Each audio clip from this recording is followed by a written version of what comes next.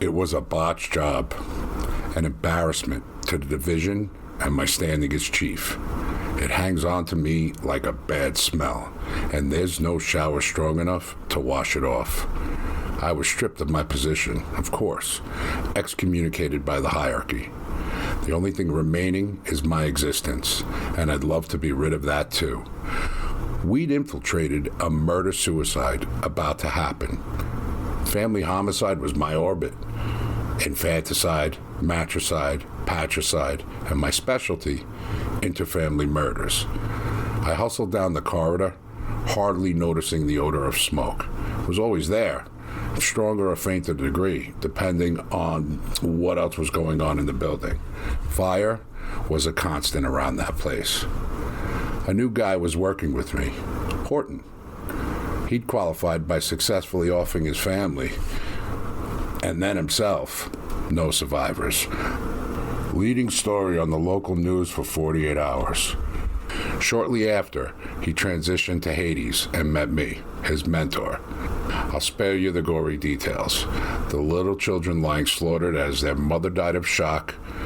The blood-soaked stuffed animal that told the story in one money shot on the news. It was spectacularly horrific, enough to inspire a flurry of backslapping and high-fiving around here. Kudos and a recommendation for me. Yes, I had subtly engineered Horton's mind until he thought my murderous plans for the family were his idea. After tracking him for several months, I'd finally penetrated Horton's consciousness during the prolonged binge of booze, mutant weed, and porn. 3 days of no sleep had blurred his brain nicely and made him vulnerable to suggestion of a demonic nature, allowing me to introduce myself, as the song says. And now Horton and I are working together. He sat in on a few jobs in the last few weeks. We were on top of the paperwork, and today he was flying solo under my watchful eye. We had a depressed fellow on Long Island in our sights, and it was going to be easy work nudging him into a murder-suicide with the wife in the next couple of hours, or so I thought. The brushed steel corridor of our high-tech building was whisper quiet with its glass wall views of the pandemonium outside. There, the fires raged, where new inductees to Hades burned to death over and over for the first few weeks. It's considered purifying. Smoke and ash clogged the air, so thick you choked and died of a heart attack or asphyxiation. But the minute the agony was over, you revived, and it happened all over again. Funny thing about hell, death is never permanent. There's only one state of being, undead. Sweaty, soot-covered men with fewer qualifications than me toiled out there with old-school pitchforks, prodding newbies into the roaring flames. I and my unit got to stay in the building with air conditioning and nice water. Lunch was brought in, dinner too. We never left. We never slept. Otherwise, it meant instant demotion to outside, stoking the blistering blaze. Sweaty, soot-covered men with fewer qualifications than me toiled out there with old-school pitchforks, prodding newbies into the roaring flames. I and my unit got to stay in the building with air conditioning and ice water. Lunch was brought in, dinner too. We never left. We never slept. Otherwise, it meant instant demotion to outside, stoking the blistering blaze. The pressure, to use a cliche, was intense. After my introductory torture by fire, they informed me that whatever crime I'd committed at TOD, time of death, was what I would labor at day in, day out, for eternity. That's how I got assigned to family homicide. Jogging down the corridor, I passed endless rooms crammed with pale men hunched over desks, piled high with paperwork, files of death certificates, arrest warrants, stays of execution. Confetti that showered individuals wedded to crime were piled on desks, tables, chairs, the floor, choking every inch of elbow room. Paperwork was crucial to verify our sometimes fallible surveillance and intelligence. It was excruciatingly boring work, usually reserved for cop killers, and as I chugged down the hall, a swarm of hornets materialized around a man falling asleep at his desk. One moment his lids were dropping closed, and the next his eyes bulged at a cloud of angry buzzing overhead. I'm awake, he screeched. Too late. The hornets dove, stinging his eyes, face, and every pore of exposed skin. The office door slammed shut, blanking out his cries for help. I barely noticed. The urge for sleep was unending, and some fresh horror always materialized to thwart it. That's 80s for you. I sprinted the last few yards of steel corridor to the end room, where we conducted end days as a unit. The room was kept cool, semi-darkness, with dozens of monitors showing our target at home alone, losing control of his own mind as we slightly invaded. It could take years to work up an end day.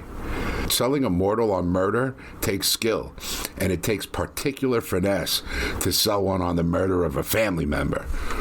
Blood being thicker than water and all that. Family homicide required a lot more boundary busting than, say, the murder of a friend. It's easy getting a mortal to randomly kill someone they don't know. But terminating a person they've known since birth, well, let's just say humans need help with that. And that's where someone, something like me, steps in. Hi guys, what are we doing? My unit looked up from various tasks with the weary hatred that meant business as usual. Horton was at the command console, whispering into his headset, keeping up a steady chatter, beaming straight into the target's mind. Come on, do it. What are you, a pussy?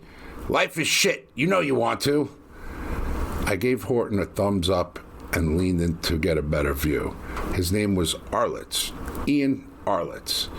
Wife and daughter, the lights of his life. He had a so-so career heading up customer service departments, and now the departments were dissolving and rematerializing in India. Arlitz couldn't see his future, so he thought there wasn't any. This isn't right, his thoughts were saying. There's nothing ahead of you. Might as well end it and take the family with, Horton answered. Natural-born killers flickered silently on Arlitz's flat screen, while Marilyn Manson sucked any hope out of the air. Horton had covered all the bases in terms of getting him past his usual mortal inhibitions. Maybe it's for the best. Yes! She'll be home soon. Why drag it out any longer? Everyone in the end room, electrified at the sound of Arlitz's front door opening. We heard a distant, "Honey, I'm home," coupled with, "Hi, Daddy." Do it, now. Now's the time. Do the right thing, Horton whispered. Arlitz put down the remote and picked up his .45 caliber automatic. He was icy calm, a good sign. Checked the chamber, loaded, and snapped it back in place. He pointed it at the door, pretending to feel a shot recoil, and then placed a muzzle in his mouth, pantomiming another shot. When he lowered the gun, it accidentally nudged the remote, and the music switched to Frank Sinatra. My crew did a collective and silent, "Oh, shit!" I signaled everybody to keep cool. No problem. Temporary delay. We could still get him back on track. At first, it was kind of a joke. Frank sang Strangers in the Night, a song of transient, meaningless sex if you listen to only the chorus. So the mood was still on course. After that shocked and frozen moment in the end room, snickers all around. Then came Fly Me to the Moon, which can have slightly suicidal undertones if one is sufficiently depressed. We were used to frequent pauses during an M&S, and so far, this was nothing out of the routine. Ready, aim, urged Horton. Arlitz raised the .45 as a pair of footsteps pattered down the hall. I indulged myself in the music, happy to let it play. I enjoyed Sinatra a very long time ago, and this was a tiny moment of escapism snatched from the jaws of an impending, senseless death in the stupefying march of senseless deaths that make up my waking hours. As I've already mentioned, there are no sleeping hours in Hades. In that tranquil, stolen pause, that's life began to play. Right away, things skewed, because the song is about rolling with the punches and taking a philosophical perspective when things go wrong. Every verse has humor, wisdom, and a little self-depreciation. Instant buzzkill at M&S. I yelled at Horton, "Put on Reservoir Dogs!" But it was too late. Arlitz's gun hand began to waver. We could tell from the expression on his face that a ray of light had penetrated his darkness, disturbing the perfect landscape of despair we'd so artfully painted. Arlitz jumped to his feet, swatting himself in the head repeatedly. Our brain tap sputtered and died. All we saw was Arlitz dumping shells out of the gun as his little girl burst in. By the time his wife entered, smiling, even our room surveillance fizzed. 6 months of work shot to shit. Every so often, a job goes bad, so at first, it was no tragedy, even though hell had to be paid, of course. All of us were stricken with a plague of invisible lice that had us leaping and scratching, tearing at our flesh. Now and then, a dwarf would dash in and stab one of us in the guts mid-conversation, but eventually, the price was paid, and Arlitz was old news. A year later, though, he came howling back like a freshly roasted inductee. First wind of it came when Satan dropped by and slammed a book down in front of me. If you thought he sat on a dark throne in the bowels of hell, intoning in a bass profundo, it's not like that. He's a hands-on kind of guy. "Have you seen this?" he barked. Of course, he knew I hadn't seen it. There were no books in hell. I squinted at the title, Triumphing Evil, by Ian Arlitz. A non-committal wheeze exited my larynx, starting with ah and ending in "Imbecile! This is a how-to manual for potential murder-suicides to screw up demonic possession through the power of positive thinking!" The book flew up and knocked me in the jaw before bursting into flame. As ashes drifted to the floor, Satan screamed in my face what I already knew. Our numbers were down. Demonic takeovers were at an all-time low, especially around New York, usual territory, where Arlitz was counseling and inspiring the mentally ill and chronically depressed. As a result, family homicide registered record lows, and news had reached the top. Horton and I were in deep shit. "I just don't understand," Satan spat as he stomped out the door, "how somebody as talented as you could bungle something as important as this." Horton waited for his chance to speak with me alone and found me at the urinal. He whispered so softly, the tickle of pee almost covered what he was saying. "All the guys want to know. You're so evil, so well qualified. You should have known Frank Sinatra was a bad influence. But you let the poison play. You tapped your pen along to it. It just don't add up, Chief." His eyes were pleading. What a relief to see an expression other than bored hatred. "The truth? I shouldn't be chief of family homicide." "What?" I raised my voice a little. Maybe I was past caring.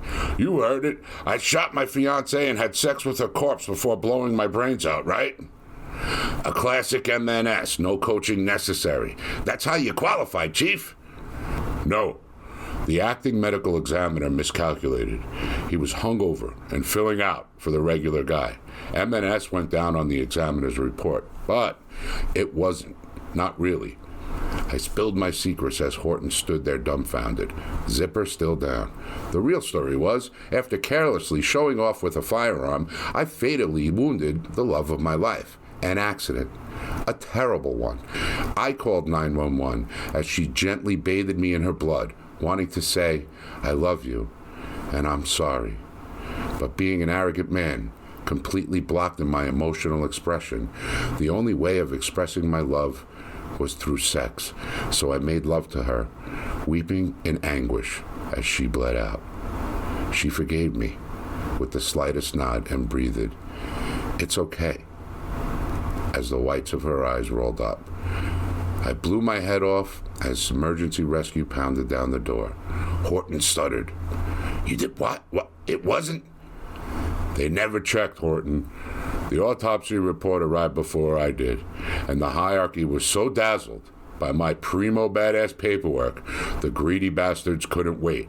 They bulldozed verification and instantly made me Grand Chief Demon of Family Homicide. It was bound to go bad. Horton looked at me like he'd just pissed on his own pant leg. Heavy footsteps sounded in the hall. I'd heard footsteps like those before. They belonged to the pitchfork fiends outside.